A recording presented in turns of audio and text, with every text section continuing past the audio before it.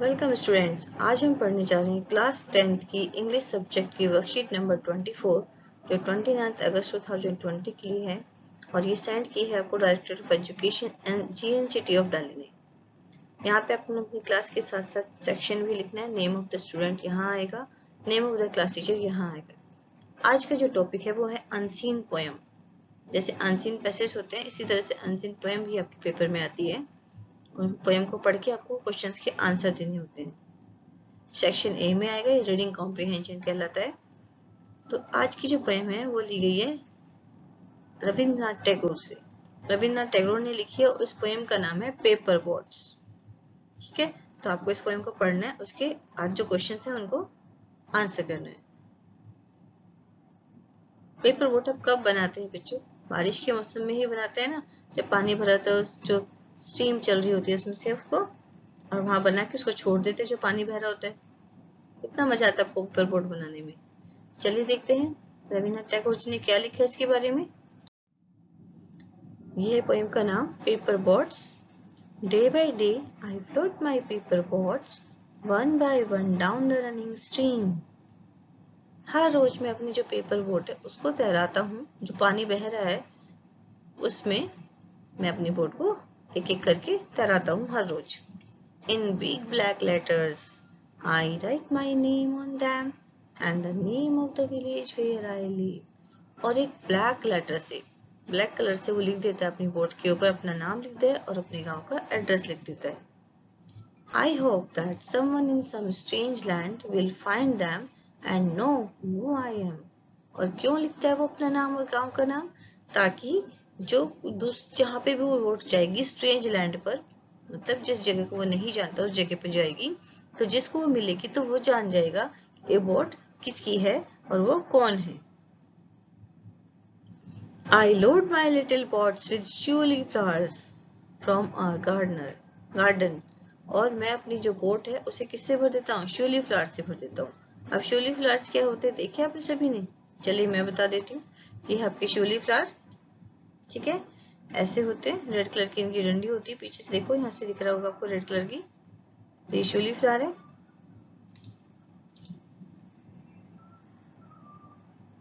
आगे चलते हैं। तो ये क्या करते हैं, अपनी बोट में सारे ट्यूलिप फ्लावर्स फिल कर देते हैं। Hope that these blossoms of dawn will be carried safely to land in the night। और ये आशा करता है कि ये जो ब्लॉम्स है, ये जो खिले हुए हैं, डॉन मतलब होता है मॉर्निंग, सुबह के खिले हुए जो फूल हैं ये सेफली लैंड हो जाएंगे रात में। I launch my paper boat and look up into the sky। मैं अपनी पेपर बोट को लॉन्च करता हूँ। लॉन्च करने के बाद क्या करता है, आसमान में देखता है, स्काई में, and see the little clouds, और छोटे क्लाउड्स को देखता है। सेटिंग यू, दी मतलब होता है you, setting you white bulging sails, और जो पूरी फुल भरी हुई है बोट वो जो सेल करे उसको देखते हैं, सेटिंग करते हैं। I know not what playmate of mine, और मुझे नहीं पता मेरे किस साथी ने, इन the sky send them down, आसमान में जो मेरे किस साथी ने इनको नीचे भेजा है। यानी क्लाउड्स की बात कर रहे हैं, किस क्लाउड्स को किसने नीचे भेजा है। The air down the air to race with my boats, और मेरी बोट के साथ में रेस लगाने के लिए इन क्लाउड्स को किसने नीचे भेजा है ये मुझे नहीं पता। बगलिंग होता है पूरी तरह से भरा हुआ, एकदम उभरा हुआ, फुल भरा हुआ, जो क्लाउड्स जैसे दिखाई देते हैं पूरे भरे हुए। When night comes, I bury my face in my arms and dream that। और जब रात होती है तो अपना फेस जो है मैं अपने हाथों पे रखता हूँ, अपने हाथ मतलब जैसे हाथ रख लेते हैं फिर अपना मुंह रख लेते हैं, सर के ऊपर छुपा लेते हैं और सपने देखते हैं। ड्रीम मतलब सपना देखना। क्या सपना देखते हैं? Paper boat float on and on under the midnight star, जो फ्लोट करती है, बहती रहती है, किसके नीचे? आधी रात में जो आसमान में तारे होते हैं उनके नीचे वो बहती रहती है। The fairies of sleep are sailing in them। और जो फेरीज है, परियां हैं जो नींद में आती है, वो उनको उस बोट को चला रही है, यानी कि उसमें वो बैठी है। And landing is their basket full of dreams, और उनकी जो लैंडिंग हो रही है वो किससे भरी हुई है? पूरी की पूरी सपनों से भरी हुई है। पोयम बहुत सिंपल थी, बहुत इजी थी और डिफिकल्ट वर्ड्स भी नहीं है इसमें। चलिए इसके क्वेश्चन देख लेते हैं। The child floats dash in the stream. ये 4 ऑप्शन दिए हैं, इन चारों में से आपको कोई एक टिक करना है और उसको यहाँ पे फिल करना है। तो आप टिक मैंने कर दिया है पेपर बोट। यहाँ पे क्या फ्लोट करता है, वो पेपर बोट को फ्लोट करता है स्ट्रीम में। The child rights the name of. Child किसका नाम लिखता है ऑन द पेपर बोट। अब देखो इसमें से देखकर ही लिखना है, जो ऑप्शन में दिया है उसमें से टिक करना है।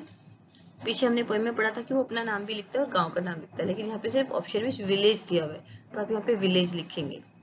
The child hopes that someone in dash will find the paper boats.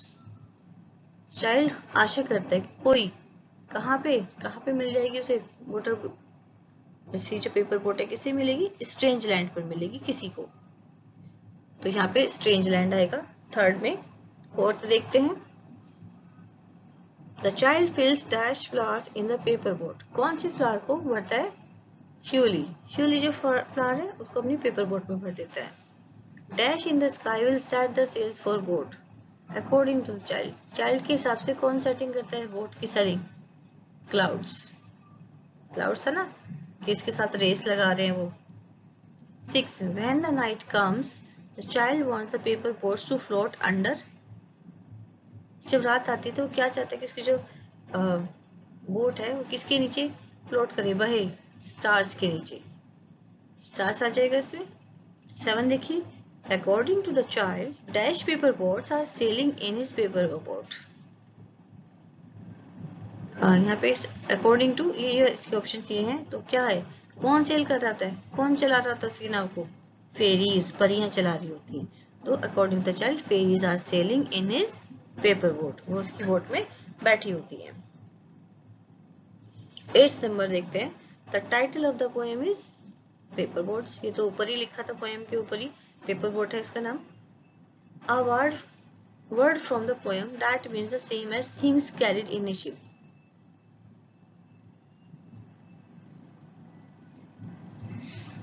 चीजें ले जाए जाने वाले को वर्ड का मीनिंग क्या होता है।